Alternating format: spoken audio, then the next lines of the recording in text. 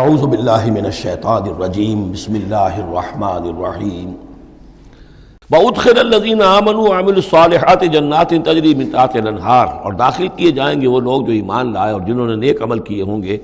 باغات میں جن کے نیچے ندیاں بہتی ہوں گی، خالدین فیہا، وہ اس میں رہیں گے ہمیشہ ہمیش، بِإِذْنِ رَبِّهِمْ، اپنے رب کے حکم سے،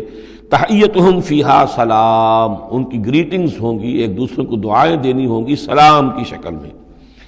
الم تر کیف ضرب اللہ مثلا کلمۃ طیبۃ کشجرۃ طیبۃ اصلها ثابت وفرعها فی السماء، کیا تم نے غور نہیں کیا اللہ تعالیٰ نے کیسی مثال بیان کی ہے کلمہ طیبہ کی۔ کلمہ طیبہ سے عام طور پر تو مراد یہی لا الہ الا اللہ محمد رسول اللہ، یہ کلمہ ہے، اس میں کوئی شک نہیں، افضل الذکر لا الہ الا اللہ، لیکن یہ کہ کلمہ طیب سے مراد ہر اچھی بات، پاک بات، خیر کی بات، عمدہ بات، جو بھی کلام طیب ہے، جو بھی حق کی بات ہے، جو بھی بھلائی کی دعوت ہے، اس کی مثال ہے ایک ایسے شجرہ طیبہ کی، ایک ایسے درخت کی، ایک بہت عمدہ درخت ہے، پھلدار درخت ہے، اصلها ثابت، اس کی جڑ جو ہے زمین میں جمی ہوئی ہے، وفرعها فی السماء، اور اس کی شاخیں جو ہیں، اس کی ٹہنیاں آسمانوں سے باتیں کر رہی ہیں، بلند ہیں، توتی اکلھا کل حین باذن ربھا، اور یہ درخت ہر فصل میں اپنا پھل لاتا ہے اپنے رب کے حکم سے۔ آم کا درخت ہے، فصل کا وقت ہے، آم لگے ہوئے ہیں، یا اور کسی چیز کا درخت ہے، اس کے اندر اکلھا، اس کا پھل جو ہے وہ آ رہا ہے متواتر۔ وَيَضْرِبُ اللَّهُ الْأَمْثَالَ لِلنَّاسِ، اور اللہ تعالیٰ مثالیں بیان کرتے ہیں لوگوں کے لیے، لَعَلَّهُمْ يَتَذَكَّرُونَ، تاکہ وہ اس سے نصیحت اخذ کریں کہ نیکی کا کوئی کلام ہو، نیکی کی دعوت ہو، نیکی کے لیے کوئی تحریک اٹھائی جائے، کوئی بھی کام کیا جائے، اس کی مثال اللہ کے ہاں اس طرح کی ہے جیسے ایک بہت ہی عمدہ درخت ہے، اس کی جڑ بہت گہری ہے، مضبوط ہے، اسے مسلسل جو ہے مل رہی ہے، زمین سے نمو مل رہی ہے، اسے اس کے لیے خوراک آ رہی ہے، اور وہ پھیلتا جا رہا ہے آسمان میں، اس کا سلسلہ نہ معلوم کہاں سے کہاں تک پہنچے گا۔ آپ نے خیر کی دعوت دی، کچھ لوگوں نے قبول کیا، ان کے ذریعے سے وہ بات اور کہاں تک پہنچے گی، ان سے آگے وہ اور کہاں تک پہنچے گی، جہاں تک، جیسے کہ حدیث میں آیا ہے کہ جس شخص نے کسی نیکی کا آغاز کیا، اب وہ نیکی جب تک دنیا میں باقی رہے گی اس کے حساب میں بھی اس کا جو ہے جو ثواب درج ہوتا رہے گا، اور جس نے کوئی بری شے کا آغاز کیا، کوئی غلط حرکت اور غلط کوئی رسم شروع کی، جب تک وہ باقی رہے گی دنیا میں تو اس کے جو بھی لوگ اس سے گناہ کمائیں گے تو اس کا گناہ اس کے حساب میں بھی درج ہوتا رہے گا۔ اس کے برعکس وَمَثَلُ كَلِمَةٍ خَبِيثَةٍ كَشَجَرَةٍ خَبِيثَةٍ، ایک درخت ہوتا ہے جھاڑ جھکار ٹائپ، وہ درخت نہیں ہوتا، جھاڑیاں سی ہوتی ہیں، مثال گندی بات کی ایسے ہے، گندی بات ہو، بری بات ہو، کلمۃ خبیثۃ کشجرۃ خبیثۃ، وہ ایک ایسے درخت کے مانند ہے اجتثت من فوق الارض، جسے زمین کے اوپر ہی سے اکھاڑ لیا جائے، جڑیں گہری نہیں ہوتی زمین کے اندر، پھیلی ہوئی تو ہے، نظر بہت آ رہی ہے، لیکن یہ کہ اس کے اندر کوئی جان نہیں ہے، کوئی ہمت نہیں ہے، ما لہا من قرار، اور اس کے لیے کوئی قرار نہیں ہے، زمین کے اوپر جیسے چاہے اکھاڑ لیجئے، کسی درخت کو اکھاڑنا جو ہے وہ آسان کام نہیں، لیکن یہ ایسے جو ہے جھاڑ جھنکاڑ، اس کو اکھاڑنا آسان ہے۔ گویا کہ اس طرح کی باتیں جو ہیں وہ پھیل تو جاتی ہیں، یہ بری باتیں بھی پھیل جاتی ہیں اور عام ہو جاتی ہیں لوگوں کے اندر، اور کبھی کبھی ایسا بھی ہوتا ہے کہ کثرت الخبیث جو ہے وہ بھانے لگتی ہے نگاہ کو، چونکہ زیادہ ہوتی ہے وہ خباثت جو ہے اس میں اس کی کثرت جو ہے وہ اس کو لوگوں کے لیے مزین کر دیتی ہے۔ دولت ہے، چاہے حرام سے کمائی گئی ہے، خبیث دولت ہے، لیکن اس دولت کی چمک دمک جو ہے وہ لوگوں کو متاثر کر رہی ہے، لیکن اس کے لیے دوام نہیں ہے، اس کی وجہ سے کوئی اطمینان اور سکون آدمی کو نہیں مل سکے گا۔ یثبت اللہ الذین آمنوا بالقول الثابت فی الحیات الدنیا،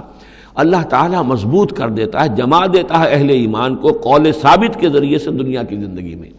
اللہ پر ایمان، آخرت پر ایمان، یہ یقین ہو تو دنیا کے اندر بھی وہ شخص جمع ہوا ہوگا، اس کی استقامت، اس کا صبر، اس کا حوصلہ، اس کے اندر جو بھی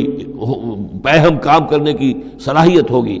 اللہ تعالیٰ جمع دیتا ہے اہل ایمان کو بالقول ثابت، یہی قول ثابت ہے، اللہ پر، آخرت پر، رسول پر ایمان، پھر حیات دنیا و فی الآخرہ، اور پھر اسی کا ظہور آخرت میں ہوگا، اسی طرح انہیں ثبات آخرت میں جنت میں نصیب ہوگا۔ وَيُضِلُّ اللَّهُ الظَّالِمِينَ، اور ظالموں کو اللہ تعالیٰ بچلا دیتا ہے، گمراہ کر دیتا ہے، وَيَفْعَلُ اللَّهُ مَا يَشَاءُ، اور اللہ کرتا ہے جو چاہتا ہے۔ أَلَمْ تَرَ إِلَى الَّذِينَ بَدَّلُوا نِعْمَةَ اللَّهِ كُفْرًا وَأَحَلُّوا قَوْمَهُمْ دَارَ الْبَوَارِ، کیا تم نے دیکھا نہیں، غور نہیں کیا ان لوگوں کی طرف جنہوں نے اللہ کی نعمت کو بدل دیا کفر سے؟ اللہ نے انہیں ہدایت دی، اللہ نے نعمت دی، انہوں نے ہدایت ہاتھ سے دی اور ضلالت خرید لی، کفر اختیار کر لیا۔ اللہ نے رسول بھیجا، اتنا بڑا انعام کیا، اس پر اپنی کتاب نازل کی، اور یہ بدبخت اس کا کفر کر رہے ہیں، اللہ کے اس انعام سے اپنے آپ کو محروم کر رہے ہیں۔ وَأَعْلُوا قَوْمَهُمْ دَارَ الْبَوَارِ، اور انہوں نے اپنی قوم کو لا اتارا تباہی کے گھر میں۔ جیسے ہم نے پڑھا تھا کہ وہ فرعون جو ہے وہ اپنی قوم کا جلوس لے کر آئے گا اور سب سے آگے آگے وہ چلتا ہوا ہوگا اور سب کو لا کر جہنم کے گھاٹ پر آ کے اتار دے گا۔ اسی طریقے سے یہ لوگ جو ہے لیڈر لوگ وہ غلط راستوں پر چلتے ہیں اور اپنے اپنے عوام کو، اپنے متبعین کو وہ لے جا کر جو ہے وہ ہلاکت کے گھر پہ جا اتارتے ہیں۔ جہنم، وہ دار البوار، جو تباہی کا گھر کیا ہے؟ جہنم ہے۔ یصلونھا، جس میں وہ داخل ہوں گے، وبئس القرار، اور وہ بہت ہی بری جگہ ہے جائے قرار ہونے کے اعتبار سے۔ وَجَعَلُوا لِلَّهِ أَندَادًا لِيُضِلُّوا عَن سَبِيلِهِ، اور انہوں نے اللہ کے مد مقابل ٹھہرا دیے ہیں تاکہ وہ گمراہ کریں انہیں اللہ کے راستے سے۔ یعنی یہ جو ند کا لفظ ہے اندادا، یہ سورہ بقرہ کے تیسرے رکوع میں بھی آیا تھا، وَلَا تَجْعَلُوا لِلَّهِ أَندَادًا وَأَنْتُمْ تَعْلَمُونَ، تو ند کہتے ہیں مد مقابل کو، اور اس میں اس حد تک باریک بھی نہیں ہے کہ حضور نے فرمایا صلی اللہ علیہ وسلم، ایک صاحب نے ایسے ہی اپنی بغیر، یعنی یہ نہیں تھا کہ انہوں نے جان بوجھ کر حضور کو برابر کرنا چاہا اللہ کے، لیکن ایک محاورے کے انداز میں کہہ دیا ما شاء اللہ وما شئت، جو اللہ چاہے اور آپ چاہیں۔ آپ نے فرمایا جعلتنی للہ ندن، کیا تم نے مجھے اللہ کا مد مقابل بنا دیا ہے؟ مشیت صرف اسی کی ہے، ہاں اس کی مشیت کے تحت کوئی میری خواہش پوری کر دے اللہ تعالیٰ، لیکن اس کی مشیت سے ہوگا، اذن اس کا ہے، کسی اور کا اختیار نہیں ہے۔ تو جن لوگوں نے اللہ کے لیے انداد مقرر کر دیے ہیں، ضد اور ند مد مقابل، لیضلوا عن سبیلہ، تاکہ بہکائیں لوگوں کو اس کے راستے سے، یہ جھوٹے معبودوں کا انہوں نے ڈھونگ رچایا ہے تاکہ اللہ کی بندگی سے ان کو بچلا سکیں۔ قل تمتعوا،